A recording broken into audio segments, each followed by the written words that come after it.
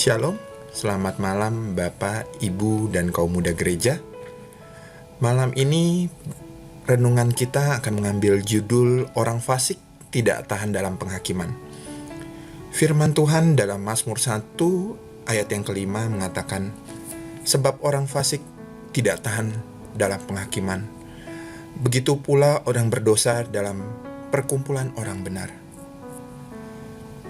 Pertama-tama kita harus merenungkan dan menjawab dua pertanyaan, yaitu yang pertama, apa itu orang fasik? Yang kedua, apa konsekuensi bila kita menjadi orang fasik? Dari sebuah kutipan yang saya dapatkan dalam bahan renungan dijelaskan, orang fasik adalah orang yang tidak beriman, karena ia tahu tentang Tuhan dan firman-Nya, tapi ia tidak mau melakukannya.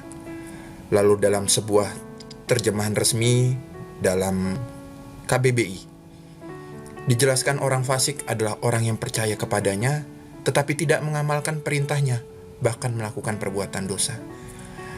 Dari kedua definisi tersebut, saya mencoba melihat dalam kondisi yang saya lihat langsung di lingkungan saya. Saat ini kita sedang dalam zaman begitu gampangnya informasi didapatkan. Semua orang rata-rata bisa mengakses internet.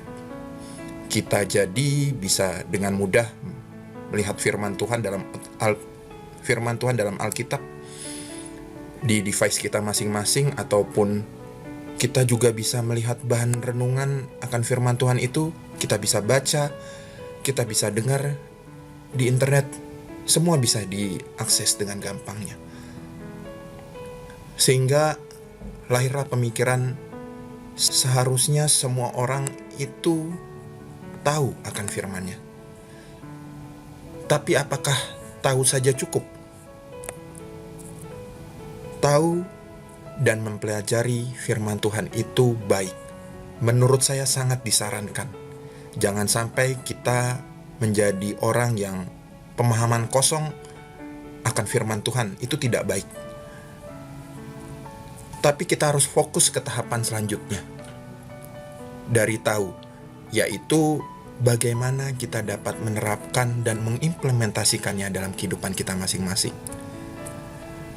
Saya rasa kita semua sepakat, Tuhan Allah itu luar biasa dan maha tahu.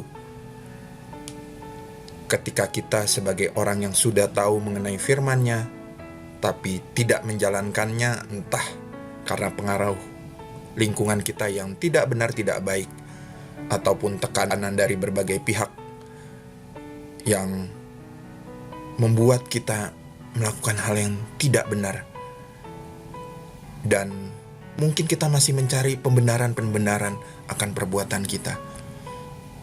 Ingatlah kembali, saudara-saudaraku, ada Tuhan yang mengetahui isi hati kita, dan Ia akan selalu ingat. Pasti ada konsekuensinya. Penghakiman yang kita tidak tahu kapan dan tidak kita bisa sembunyikan dengan berbagai alasan kita. Melalui renungan malam ini, saya rasa kedua pertanyaan di awal sudah terjawab.